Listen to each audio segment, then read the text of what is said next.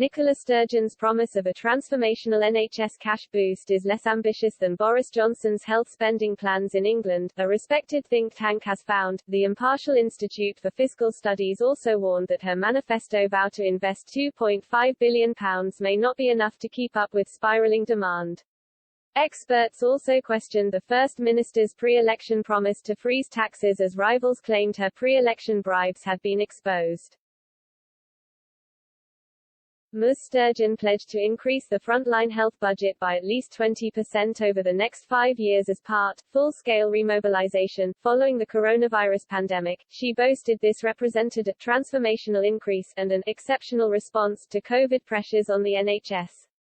An IFS analysis said the pledge would amount to a real terms increase of around 2.1 per year, slower than the Prime Minister's promise of 3.4 per year to NHS England.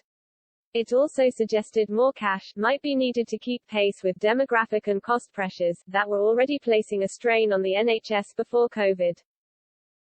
Ms. Sturgeon also promised voters a £10 billion programme on investment in NHS facilities over the next decade. The IFS said this £1 billion a year would equate to £183 per person in Scotland, around 12% higher than the £163 planned for England next year. But it noted, in recent years, capital investment has represented a smaller fraction of overall health spending in Scotland than in other parts of the UK. If delivered, this investment plan could reverse that. A report from the same group this week said health spending has risen at a slower rate under the SNP in Scotland than under the Tories in England. Elsewhere, the SNP promised to abolish NHS dentistry charges at an estimated cost to the public purse of £100 million and increase that direct investment into mental health services by at least 25%.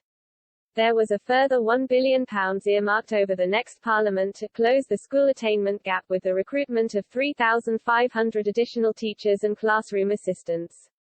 It has also promised to double the value of the Scottish child payment from £10 per week for every child in a low-income family, to £20 per week. Free school breakfasts and lunches will be offered to every primary school pupil in Scotland, all year round at a cost of £250 million per year.